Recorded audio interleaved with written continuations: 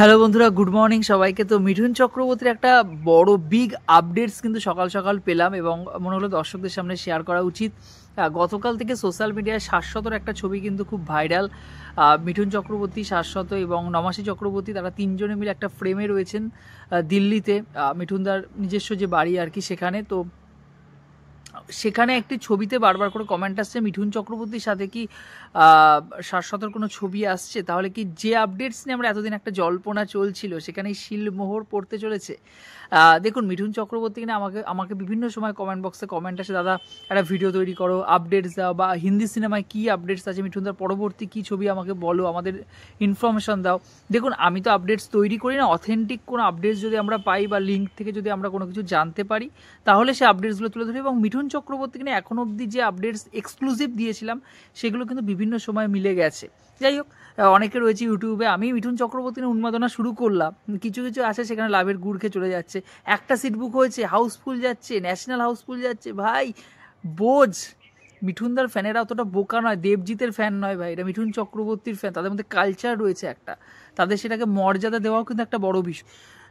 তো যাই হোক না কেন, তো প্রথম যে আপডেটসটা সেটা হলো যে মিঠুন চক্রবর্তীর সাথে কি বাস্তবেই নমশ্রী চক্রবর্তী এবং শাশ্বতর কোনো মানে মিঠুন চক্রবর্তীর ছেলে এবং শাশ্বতর কোনো ছবি আসছে। গত বছর 2024-এর পুজোয় শাস্ত্রী কিন্তু দারুণভাবে আমাদের একটা এক্সাইটমেন্ট ক্রিয়েট করেছিল এবং বলতেই হয় যে মিঠুন এবং শাশ্বতর জুটি আর কি, এখন আর বলতে দ্বিধা নেই, অনেকেই ছবিটি দেখে ফেলেছেন। তো সেটা কিন্তু দুর্দান্ত ছিল এবং রোল অনুযায়ী দুজনকে দারুণ দারুণ লেগেছে, দুজনের কথোপকথন, কনভারসেশন কিন্তু দারুণভাবে আমাদের মুগ্ধ করেছিল।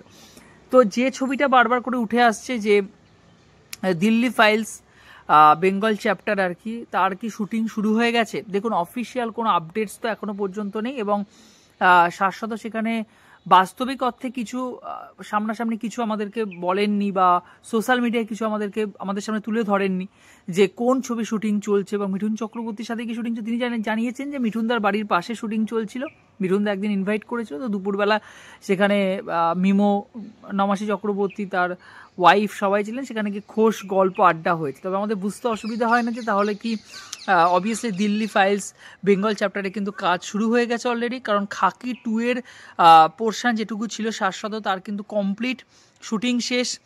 খাকি 2 রিলিজ করার অপেক্ষায় জিৎ রয়েছে, আপনারা জানেন সুপারস্টার জিৎ রয়েছে। তো তারপরেই কিন্তু শাশ্বত এখন দিল্লিতে কাজ করছেন মিঠুন চক্রবর্তীর সাথে। এবারে মিঠুনদার বেশ কয়েকটা প্রজেক্ট কিন্তু এখন যে রয়েছে, ফৌজি রয়েছে, সাউথ ইন্ডিয়ান ফৌজি আসবে এবছর, তো শ্রীমান ভার্সেস শ্রীমতী পুরোপুরি কমপ্লিট, এই ছবি নিয়ে কোনো সংশয় নেই। মেবি ফৌজির কাজটা পিছিয়ে গেছে, ডিলে হয়ে গেছে, ফৌজির কাজটা পিছিয়ে ডিলে হয়ে গেছে বলেই কিন্তু মিঠুন চক্রবর্তী দিল্লি ফাইলসের কাজে ব্যস্ত রয়েছেন।